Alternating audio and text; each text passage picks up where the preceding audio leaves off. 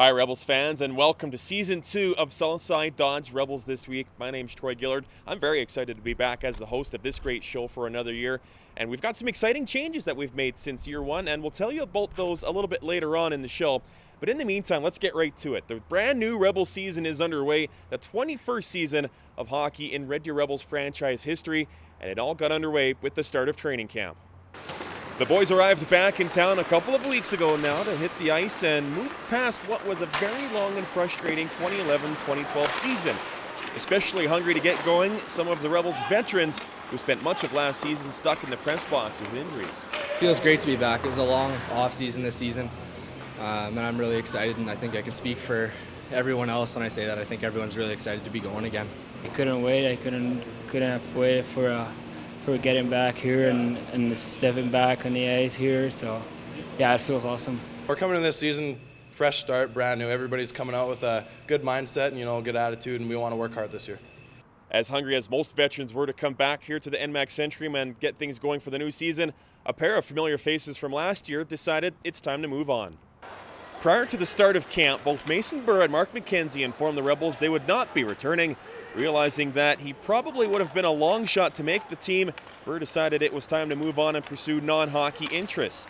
McKenzie, who joined the Rebels midway through last season from Okanagan College, felt it was better for him to return to school and continue playing hockey there. All the best to both Mason and Mark as they move forward. Here's a quick recap of what some of the other departing Rebels are going to be up to this fall. Alex Petrovic finished last season with the Florida Panthers AHL affiliate in San Antonio. That's where he'll be again this year. John Persson is likely to play this year with the Islanders American Hockey League affiliate in Bridgeport. Justin Weller is property of the Phoenix Coyotes and could suit up for their farm team in Portland. Goaltender Devin Dubik has enrolled at the University of Manitoba. He'll be playing net for the Bisons. Aaron Borrego is staying close to home. The Edmonton native has enrolled at Nate. And Josh Cowan, who finished last season as an assistant coach with the Rebels, will be pursuing his career as a pilot. That's the word on players that we won't be seeing coming back from last year. Now, when it comes to rookies, there's a few exciting guys to keep your eye on. Here's Jared Waldo with more on them. The next wave of talent was on display as training camp kicked off to signal a new season for the Red Deer Rebels. Rookie camp started what many within the organization are hoping will be a much different season than last year in terms of injuries and a missed berth into the postseason. And while the core group of this club returns for the 2012-13 campaign, General Manager Brent Sutter, Head Coach Jesse Wallen, and the rest of the scouting staff had the opportunity to witness some potential candidates for the upcoming season, as well as some options for next season and beyond. Vuki Mapofu was the Rebels' fourth-round selection in 2011 and has been turning heads since being drafted a year ago. The Saskatoon native led his hometown midget AAA contacts at the TELUS Cup and worked very hard this offseason in preparation for camp. I really tried to work on my skating. That's my go-to thing. I really tried to make sure I was as quick as possible so I can play at this level and try and make this team. Mapofu knows there's room on the blue line with the departures of reigning WHL Defenseman of the Year Alex Petrovic and recently graduated Justin Weller. And while he's aware there may be a spot for him to latch onto, he says it's important to stay focused. It's something that you're aware of, but not something that you're really thinking about. You just kind of go out and play your game and see how it goes. And, if I can fill one of those holes, I'll be very glad. The highest profile rookie in camp this season was the 8th overall pick from this year's Bantam draft, Adam Musial. The son of former NHLer Frank and brother of Vancouver Giant David, Adam was impressive throughout camp and wanted to leave a good impression. Oh, I just want to play my best, show who I am, what kind of player I am, and you can make the team, so I just want to play my best I can. The Rebels have high hopes for Musial, and we're happy to see him drop to 8th at the draft. The youngster hopes to work on his overall game this year in order to crack the lineup as early as next season. Get stronger, faster, my shot needs to get better, and just overall game because the players in WHL are so strong and fast, and so just an overall game. Joining Mapofu and Musial at rookie camp this season was young goaltender Taz Berman, recently selected in the second round of this year's draft, chosen 30th overall. The 5'11" backstop posted a 1.59 goals against average last season with the Vancouver North Shore Winter Club. And while he's not eligible to play for the Rebels this season, he knows it's important to put in a solid effort. It's going to be faster, there's a lot of good players out here. I'm really going to try to take that into, I'm in the middle of tryouts back home, so I'm going to try to take that, use that to my advantage because, I mean, some real good players out here, hard shots, and I think that can help me. There's a good chance that one of Patrick Bartasek or Bolton Pouliot won't be back between the pipes for the Rebels next year. That could leave an opening for Berman to step in as a 16-year-old, but he says there's elements of his game he must improve upon. Puck handling is one big thing. I mean, the speed of the game really picks up, and that's huge. Defensemen have to count on you because guys are bailing down on them. You know, they're going to kill them if you don't help them out. So that's big, and then I just got to round on my game, really challenge the shooters because, you know, if you give them any holes, they're gonna take it at this level. There's a good chance you may see all three of these young players in the Rebels lineup as early as next season, and if this year is anything like last year, well, you might see them sooner than that. For Rebels This Week, I'm Jared Waldo. Also included in this year's group of newcomers is Jan Bittner, the big defenseman from the Czech Republic, whom the Rebels selected in this past spring CHL import draft. It's good to be here, and I like this city and this rink. It's nice to be here. Well, we've been pretty darn lucky here in Red Deer to see a fantastic group of defensemen go through the Rebels ranks and have productive NHL careers. Darren Van Impe, Jeff Wojcicka, Jim Vandermeer, Dion Phaneuf. The list is very long and very impressive, and that list is set to grow by one more, courtesy of the Rebels' newest defensive superstar, Matthew Dumba. With the 7th selection in the 2012 entry draft, Minnesota is proud to select from Red Deer, the Western Hockey League, Matt Dumba. Rebels fans everywhere were smiling on that Friday night in June when Dumba was taken 7th overall at the NHL entry draft by the Minnesota Wild. What a moment it was. When I heard my name called, I know my whole family was ecstatic, and little brother was crying, mom was crying, my dad was just so happy for me, and I just ran up to the stage, and it was a great feeling. Dumba was the 3rd Western Hockey League defenseman taken in the top 10 of the draft behind Ryan Murray and Morgan Riley. He admits it was a pleasant surprise to be selected by the Wild, as he really had no idea they were interested. Soon after the draft, he was off to Minnesota, taking part in the Wild summer development camp. Going into camp, I didn't really know what to expect, and I was just trying to absorb as much information as I could and learn from all the guys around me. One of the big factors in that was sitting beside Marco Scandella, and he's a veteran guy who played the last 2 years up and down in the NHL, and he was great. He just kind of took me under his wing and kind of showed me the ropes and how to work hard. He came to the rink every day and worked hard and wanted to improve, and I really respected that. And if you thought Dumba would be changing his style of play to try and impress Minnesota's coaches, just ask this poor victim of another Dumba bone crusher. It just happened. I got a little lucky in one of the development games, and a hit just came along, and I finished it.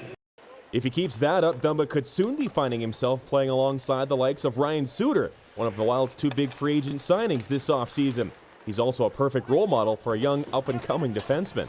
That'd be awesome. To have that opportunity, maybe one day it would be great, and I know it'd be great for my development. So I know everyone in Minnesota is excited for his arrival, him and Zach. So I guess there's big things in the future for Minnesota. Now, if being drafted to the NHL were all that happened to Dumba during the offseason, it'd still be a pretty darn exciting one on its own.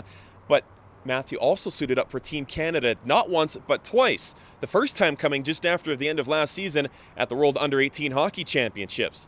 Whenever you put on that Canadian jersey, it's obviously an opportunity, and you take so much pride into it, and it's an honor. But at the same time, you want to play your best, and with playing well and just doing your thing and playing good and being successful, you get opportunities. And one of the opportunities was that series, and I was able to play in it, and I'm very thankful for that. In leading Canada to a bronze medal, Dumba led the entire U18 tournament in scoring. That's the first time any defenseman from any country has accomplished that impressive feat. Just last month, Dumba suited up for the 4-game Canada-Russia Challenge Series, which primarily was a showcase for this winter's World Junior hopefuls. Dumba says playing at both events was a great learning experience. Just little things like getting your head up and how to approach certain plays, and boxing out in certain situations, and just little things on the defensive end of things. And when you have the puck, and try not to overstick handle it, and just moving it up the ice, just little stuff like that.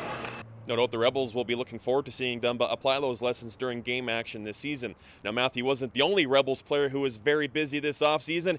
Here's more from Jared Waldo on what other Rebels players were up to this summer. After a rough year of injuries, some members of the Red Deer Rebels spent the offseason taking time to heal. Others, they went overseas taking part in international competition. Rebels head coach Jesse Wallen was among those who won a bronze medal at the World Under-18 Championships in the Czech Republic. It was a great experience all around, getting to work with different athletes and high-level guys at a competition like that and international play. It was just a really tremendous experience. Also spending time in the Czech Republic was defenseman Cale Detzel, who played for Team Canada at the Ivan Holinka Memorial Tournament. A long shot to make the squad, Detzel surprised many by making the club and took a lot away from it, especially the off-ice experience. Plane ride over was pretty long, about 9 hours, but it's not bad. And then once we got there, we stayed in Slovakia for a few nights and then Czech, and it's awesome over there. Like, different scenery, everything over there's different people, different food. It was a great experience to be over there with everybody. 16-year-old Connor Bleakley stayed closer to home this summer, traveling to Kamloops for World Under-17 camp.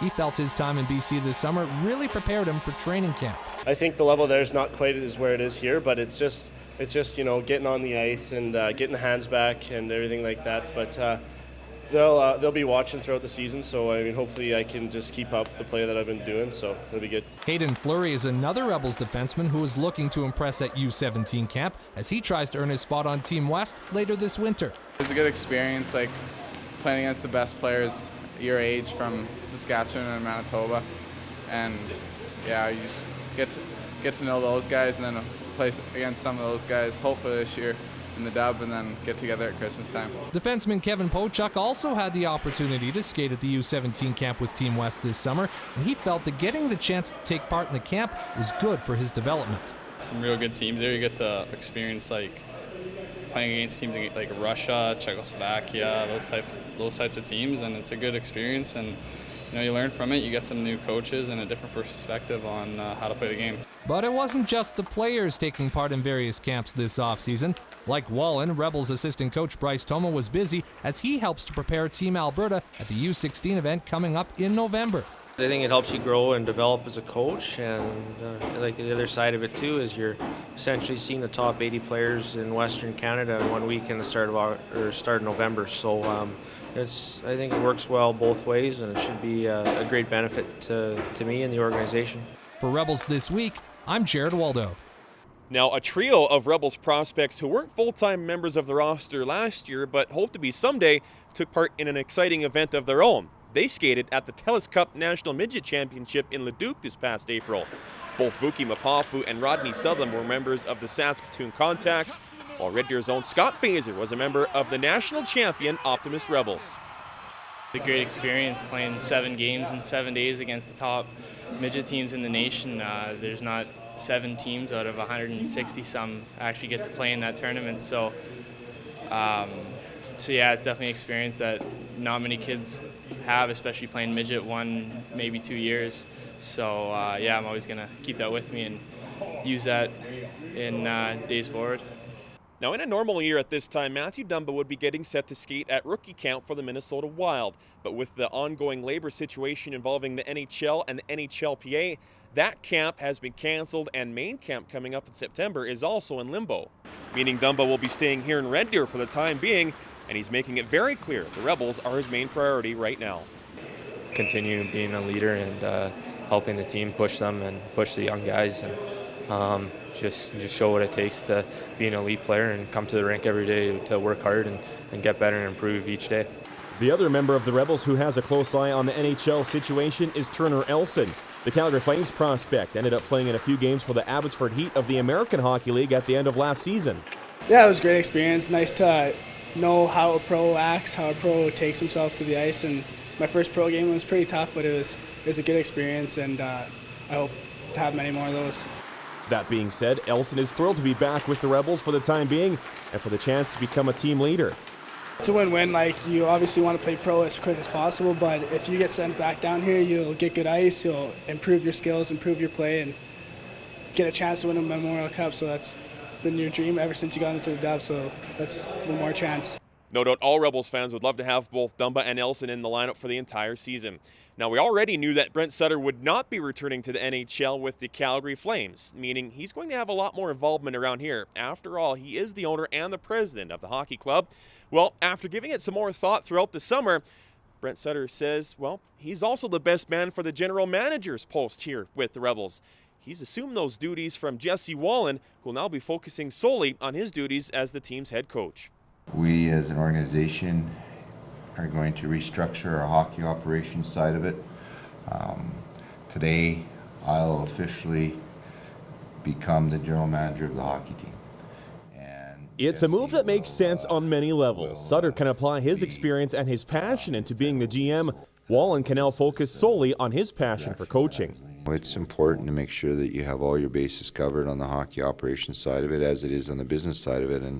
And as a general manager, you know, you gotta have your finger on the pulse on all the time. And you know, you are the leader of the pack, and this way Jesse can focus in, like I said, on coaching, and it's very cut and, you know, very clear cut what we're doing. As a coach, to be able to really just focus in and you know, not have the responsibility of the player personnel and those types of things, and have someone with you know, with Brent's experience and Brent's expertise, and to be able to take care of that for you as a coach, I think is huge, and I'm really looking forward to having that. Sutter said he thought about making a GM move for the better part of 3 months. He even considered going outside of the Rebels organization to fill a position, but continuity was the deciding factor in taking the job himself. You know, you bring a new general manager in, it's not his coaching staff, it's not his scouting staff, you know, and then you see someone that, you know, that all of a sudden wants to make a bunch of changes with personnel, and I didn't want to do that. And while both Sutter and Wallen could find themselves coaching in the NHL at some point in the future, both men say they are in absolutely no rush to do so. I do know I am owner of this hockey team, and this team is tattooed to my behind, and it's something that you put a lot of work into over the years, and now being back here, I just felt that I'm best suited for being the general manager, and at this point in time, and allowing Jesse to grow as a coach and get our team to the next level. As I've told Brent, my focus has always been here in Red Deer, and you know, pro hockey hasn't been something that I've pursued as a coach at this point in time, and yet I think you know, there's a part of everybody that you know, wants to compete at the highest level, and if that point in time comes and you know, I earn that opportunity, it's something that I would entertain. But right now I'm focused on the Red Deer Rebels, and we want to have success here and get to where we all want to go, and I think this is a step in helping us achieve that. Stick around, we've got more coming up after the break, including the highlights from this past week's black and white intra-squad game, as well as highlights from preseason action in St. Albert, and an update on roster moves and much more. We'll be right back. Southside Dodge Chrysler Jeep and RV Center is proud to serve Central Alberta. 100% satisfaction, friendly salespeople, and excellent customer service. Southside Dodge, home of the $10,000 giveaway. Complete Athlete in Sylvan Lake is Central Alberta's #1 hockey training facility, boasting one of the world's largest skating treadmills and stick handling platforms. Learn, train, perform. Complete Athlete in Sylvan Lake. Hi everyone, Jack here at 360 Fitness Personal Training. If you're looking to lose weight, burn fat, and just feel great in your clothes again, 360 Fitness can get you there. Work one-on-one with our trainers to get you in the best shape of your life. Get results or your money back. Welcome back to the show. Well, it's an annual tradition that's gone on for 21 years, and it marks the end to training camp every year. It's the annual black and white intra-squad game, and it took place last Wednesday right here at the NMAX Centrium. The smallest player on either team opens the scoring in this one. Brayden Burke steals the puck from Riley Boomgarden and tucks it home past Matt Mitchell, 1-0 Team Black.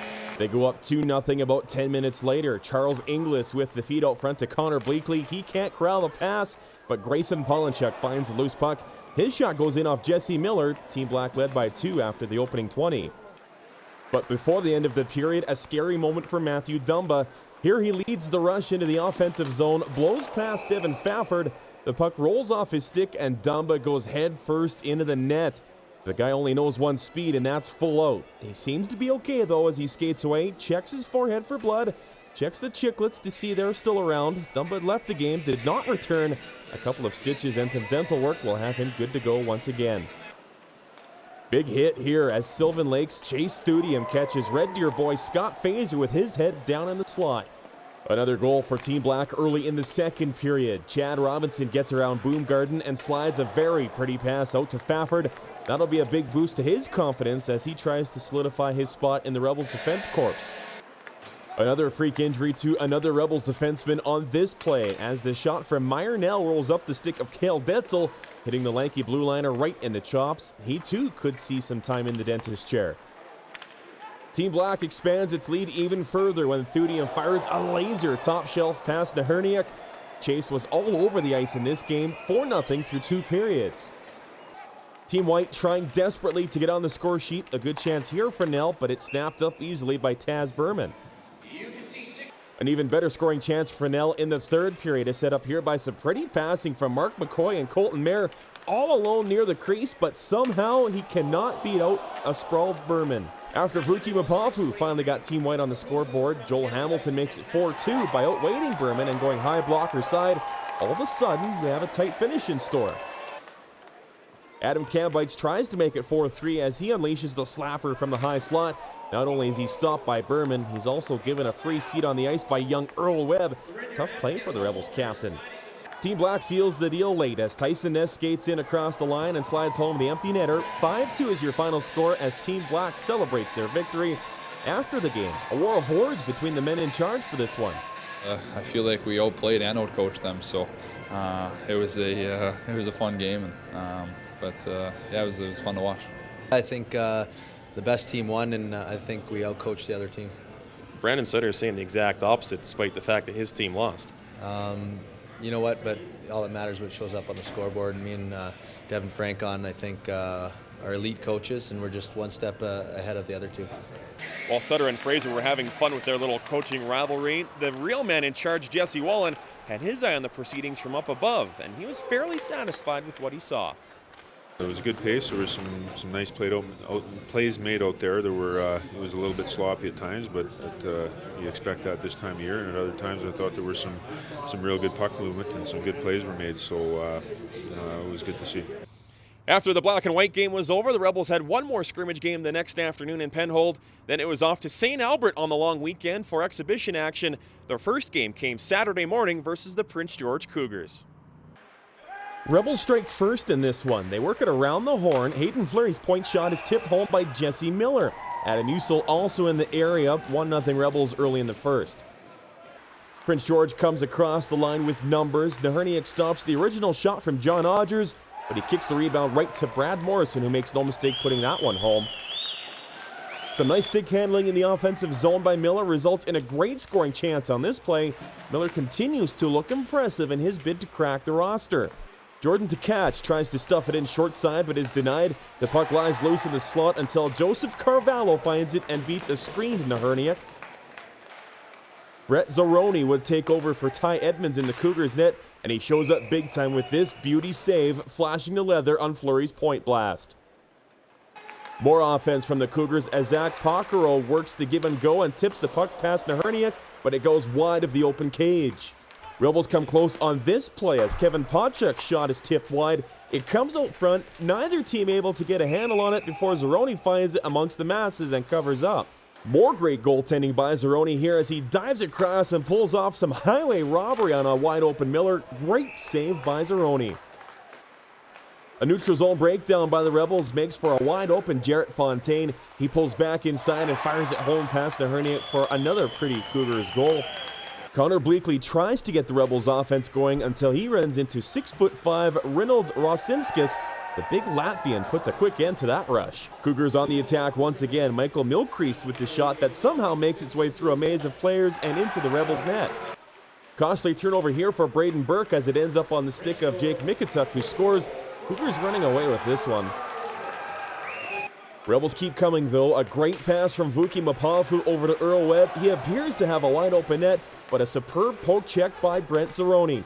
And as it so often happens in hockey, Prince George comes right back the other way. Daniel Gibb takes the puck in deep, goes around the net, finds Milcrease left all alone in the slot. Tough luck for the Rebels at both ends on that play. Here's one of my biggest pet peeves in hockey. Kevin Pawchuk dishes out a perfectly executed open ice hit, then has to answer to Colin Jacobs, who comes in and tries to go toe-to-toe, but a crafty play by the young Rebels D-man to tie up Jacobs and avoid too much damage until the linesmen come clean up the mess. Rebels do hit the score sheet one more time in this one. Mapafu's point shot is blocked, but Connor Bleakley is there to snap home the rebound. Rebels finish this one on somewhat of a high note, but it's the Cougars who skate away with the win by a score of 6-3.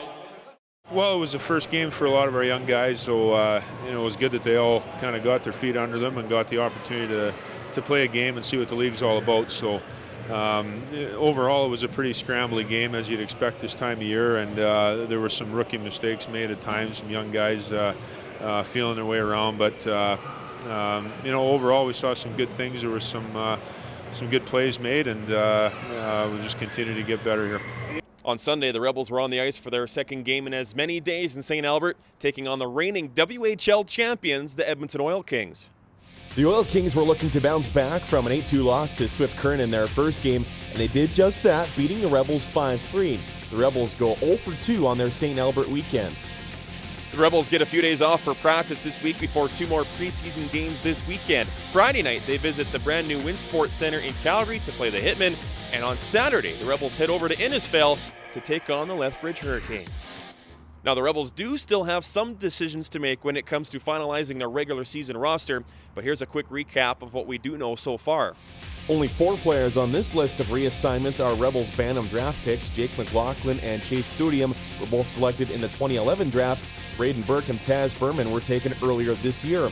The rest are players who the Rebels have added to their protected list over the past 12 months and who they wanted to get a closer look at during training camp. But with not a lot of roster spots up for grabs, their time in Red Deer this time around was not long.